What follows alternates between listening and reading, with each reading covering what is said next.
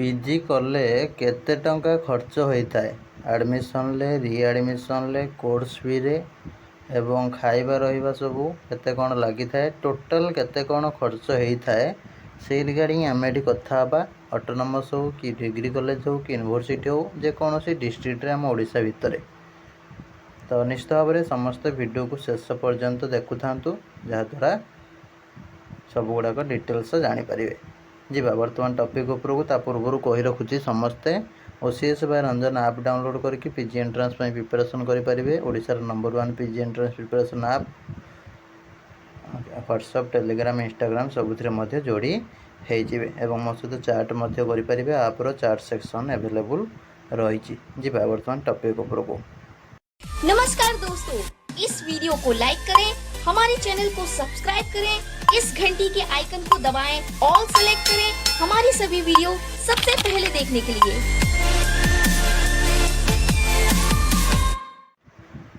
देखंतु पीजी जदि आम करूचंती यूनिवर्सिटी रे, जदि आम रेगुलर करूचंती, ठीक अच्छे, रेगुलर जदि करूचंती, रेगुलर माने नॉर्मल जोटा कम फीस जोटा रोचे, नॉर्मल गोटे रोचे, सेल्फ फाइनेंसिंग रोचे गोटे, ठीक अच्छे। नॉर्मल जदि आम करूचंती आमर पलई जीव डिफरेंट यूनिवर्सिटी देखा आम रोचे 5,000 रु 20,000, ठीक अच्छे। मिनिमम बोली एडमिशन रीएडमिशन मिसेकरी जोटार कोर्स फी टोटाल नथिबो, मिनिमम तुम एडमिशन 2,500 होगला, रीएडमिशन 2,500 हो जाए, 3,000 एडमिशन, रीएडमिशन 1,000 2,000 एमती होगी 5,000 माने टोटाल एडमिशन रीएडमिशन मिसेकरी मिनिमम 5,000, मैक्सिमम तुम 20,000 भितर हो एडमिशन रीएडमिशन यूनिवर्सिटी जो देखा नॉर्मल, ठीक अच्छे। तो यहाँ किसी बाधवनी, सब पिला देपारे। एडमिशन जहाँ 2-4-5,000 पड़ा, मैक्सिमम 10,000 भितर, रीएडमिशन भी सेमती 2,500 नहीं कि 10,000 भितर, ठीक अच्छे। यहाँ है यूनिवर्सिटी कौटी हो 2,000 हो, कौटी 2,500 हो, कौटी 4,000 हो, कौटी 5,000 हो एडमिशन, जो जहाँ भी रो यही लिमिट्रे तुम रसी खर्च हम ना। कोर्स फी टोटाल ना जीरो। यहाँ है नॉर्मल यूनिवर्सिटी मानक फीस, ठीक अच्छे, जोटा कि नॉर्मल कोर्स जोटा सेल्फ फाइनेंसिंग गवर्नमेंट फंडिंग करूना, यूनिवर्सिटी फंडिंग करुच्ची, पिलाने फंडिंग कर यूनिवर्सिटी कोर्स टाइप खोली।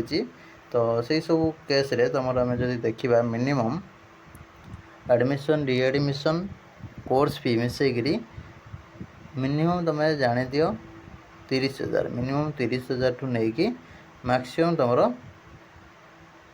1,20,000, ठीक अच्छे, 1,20,000 भितर पलैज किसी आमर मैक्सिमम ऑनर्स रे।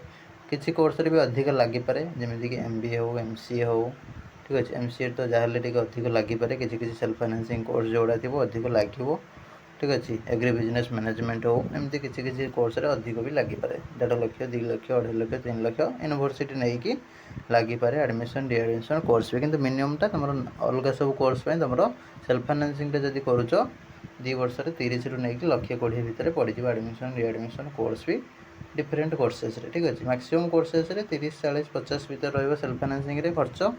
एडमिशन रीएडमिशन कोर्स भी 50-60 भितर भी रही पारे। आउ किसी कोर्स जमी बायोटेक्नोलोजी, माइक्रोबायोलॉजी, तुम bio informatics, MBA, MCA, IRPM एमती किसी जगह भी अधिक हो जाए, ठीक अच्छे। मिनिमम तुम रेंजटा एति जानी था। यहाँ गला जो मनकर नॉर्मल हो किसी असुविधा ना, कम खर्च हो खाली एडमिशन रीएडमिशन रहा, कोर्स फी जीरो। ये कौन ना एडमिशन रीएडमिशन कोर्स फी सब मिसेकरी एति मिनिमम हो जाए पारे। गला तापर जब ऑटोनॉमस रे, ऑटोनॉमस रे आम देखा नॉर्मल जदि देखा आमर पड़ज पाखापाखि के 1,000-2,000 पाखु स्टार्टिंग हो जाए एडमिशन रीएडमिशन, ठीक अच्छे। मिनिमम तुम जान 2,000 रु नहीं कि 15,000 20,000 जाए पड़ज 15K जाए भाव admission readmission fees. Course fee नथिबो जोटा नॉर्मल कोर्स जो कोर्स फी न थाए।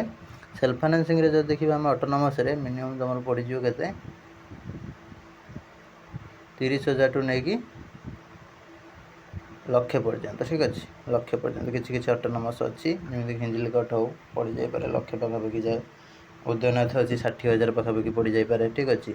प्राइवेट ऑटोनॉमस भी एमती खोलला गोटे गोटे से 80,000, 90,000, 1,00,000 जाए पड़ोची, ठीक अच्छे। सेल्फ फाइनेंसिंग रे जदि करुच बुझला 30,000, 40,000 रु नहीं कि ଲକ୍ଷେ ପର୍ଯ୍ୟନ୍ତ course fee admission fee readmission fee ମିଶାଇକି ରହିବ। ସେଲ୍ଫ ଫାଇନାନ୍ସିଂରେ କଲେ, ନର୍ମାଲରେ କଲେ ତୁମର 15,000 20,000 ଭିତରେ ହେଇଯିବ। ଆମେ ଯିବା ତାପରେ ଖାଇବା ରହିବା ସେ ଖର୍ଚ୍ଚ ବିଷୟକୁ ଯିବା। ଆମେ ଖାଲି ନର୍ମାଲ ଏଗୁଡ଼ାକ ଆମେ ଦେଖୁଛନ୍ତି। ଯିଏ ଯେତେ କମ୍ରେ ତୁମର ହେଉଛି ୟୁନିଭର୍ସିଟି ଚଏସ୍ ଫିଲିଂ ବେଳେ ତୁମକୁ ହେଉଛି ଟିକେ ଭଲସେ ମୁଁ କହିବି ସବୁ ଜିନିଷ ଗୁଡ଼ାକ, ଯିଏ ଭଲସେ ଫଲୋ କରିକି ସବୁ ଦେବ ଚଏସ୍ ଗୁଡ଼ାକ, ସେ ଅନୁସାରେ ତାର ଟିକେ କମ୍ ଖର୍ଚ୍ଚରେ ମିନିମାଲ୍ ଖର୍ଚ୍ଚରେ ହେଇପାରିବ।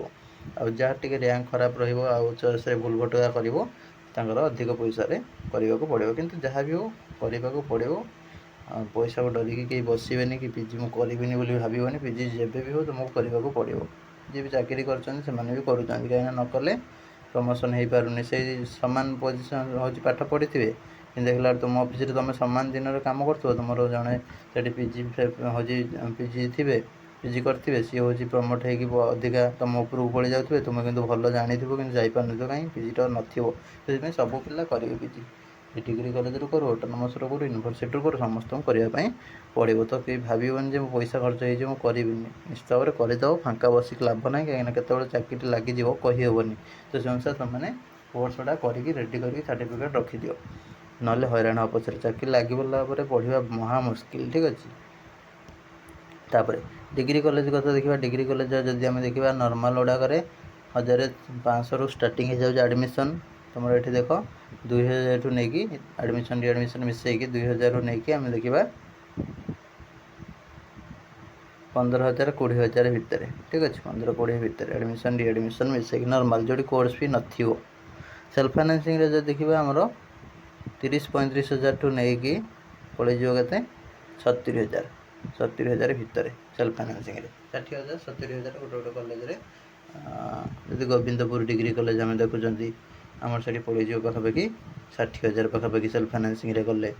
ଆଉ ଯଦି LN ସାହୁ କଲେଜ କରୁଛନ୍ତି କଟକ, ସେଠି ଆମର 40,000 ପାଖାପାଖି ପଳେଇଯିବ। ଯଦି ଆମେ ସମ୍ରାଟ ଡିଗ୍ରୀ କଲେଜ କରୁଛନ୍ତି ବ୍ରହ୍ମପୁରରେ, ସେଠି ଆର୍ଟ୍ସରେ ପଳେଇଯିବ 60-70,000। ଠିକ୍ ଅଛି। ସାଇନ୍ସରେ ଯଦି ଦେଖିବା ଅଧିକ ଟିକେ ହେଇଯିବ ଡିଗ୍ରୀ କଲେଜରେ। ଠିକ୍ ଅଛି, ଡିଗ୍ରୀ କଲେଜରେ 1,20,000 ପଳେଇଯିବ ସାଇନ୍ସ। ଠିକ୍ ଅଛି। ଆର୍ଟ୍ସରେ ତୁମର ଏତିକି ରେଞ୍ଜ ଭିତରେ ରହିବ। ଆର୍ଟ୍ସରେ ରହିବ 35,000ରୁ 70,000 ଭିତରେ ରେଞ୍ଜଟା ଆଡ଼ମିସନ୍ ରିଆଡ଼ମିସନ୍ କୋର୍ସ ଫି। ସାଇନ୍ସରେ ଯଦି ଦେଖିବା 35,000ଠୁ ନେଇକି 1,00,000 1,20,000 1,10,000 ଏରି ଭିତରେ ଯିବ ଆଡ଼ମିସନ୍ ରିଆଡ଼ମିସନ୍ କୋର୍ସ ଫି। ବୁଝିଲା। ଏଇଟା ହେଲା ତୁମର ଅଟୋନମସ୍ରେ ପଢ଼ିଲେ, ୟୁନିଭର୍ସିଟିରେ ପଢ଼ିଲେ, ଡିଗ୍ରୀ କଲେଜରେ ପଢ଼ିଲେ, ନର୍ମାଲରେ ବା ସେଲ୍ଫ ଫାଇନାନ୍ସିଂରେ ଫିଜ୍ ରେଞ୍ଜଟା ଏଇ ହିସାବରେ ରହିବ। ତାପରେ କାହାର କେଉଁ କଲେଜ ପର୍ଟିକୁଲାରଲି ରହୁଛି ସେ ଅନୁସାରେ ଫିଜ୍ ହେଉଛି ଜାଣିଯିବ। କିଛି ବ୍ୟସ୍ତ ହେବା ଦରକାର ନାହିଁ। ଏଇଟା ଗୋଟେ ଆପ୍ରୋକ୍ସିମେଟଲି ମୁଁ କଷ୍ଟଟା କହିଦେଲି। ବୁଝିଲା। ତାପରେ ଖାଇବା ରହିବା ଆମେ ଦେଖିବା।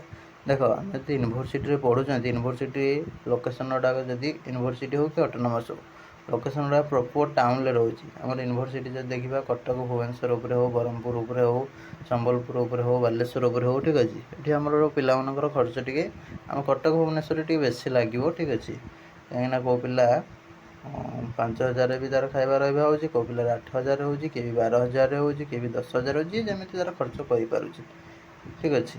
କିନ୍ତୁ ମିନିମମ୍ଟା ତୁମେ ଜାଣିଦିଅ ଖାଇବା ରହିବା ମାସକୁ ତୁମର ଯଦି ୟୁନିଭର୍ସିଟିରେ କରୁଛ ବଡ଼ ସିଟି ଉପରେ 5K ଠୁ ନେଇକି 10,000 12,000 ପର୍ ମନ୍ଥ। ଠିକ୍ ଅଛି, ମାସକୁ। ତ ତୁମେ ସେ ଅନୁସାରେ ଯେମିତି ଯାହା ଖର୍ଚ୍ଚ କରିବ। ଯିଏ ଅତି କଞ୍ଜେଷ୍ଟେଡ଼ରେ ଚଳୁଛି 5,000 ମାସକୁ। ଠିକ୍ ଅଛି। ବୁଝିଲା। ତାପରେ ଯଦି ଆମେ ଦେଖିବା ଅଲଗା ଜାଗାରେ, ଯଦି ଦେଖିବା ଆମର 4,000। ଠିକ୍ ଅଛି, 4ରୁ ନେଇକି 6-7 ଯାଏ ଯିବ ଅଲଗା ଡିଷ୍ଟ୍ରିକ୍ଟରେ। ଯଦି ଆମେ ଦେଖିବା ଖୋର୍ଦ୍ଧା ଆମର ଭୁବନେଶ୍ୱର ଉପରେ ବା କଟକରେ ଦେଖିବା, ତାହେଲେ ଆମର ଏଇ ରେଞ୍ଜରେ ରହିବ। 5ରୁ ନେଇକି ହଷ୍ଟେଲରେ ରହିଲେ ବି ସେଇ ପାଖାପାଖି ପଳାଉଛି, ଆଉ ବାହାରେ ତ ରହିଲେ ଆହୁରି ଅଧିକ ପଡ଼ିବ। ଠିକ୍ ଅଛି। 5ରୁ ନେଇକି 10-12 ଯାଏ ପିଲାଙ୍କର ଖର୍ଚ୍ଚ ହେଇଯାଉଛି। ଯେମିତି ଉଡ଼େଇବ ପଇସା ସାରିବ, ସେଇଟା ତୁମ ହିସାବରେ ତୁମେ କ'ଣ ଖାଇବ, କ'ଣ କେଉଁ ରୁମ୍ରେ ରହିବ, କେଉଁ ଟାଇପ୍ର। ଠିକ୍ ଅଛି।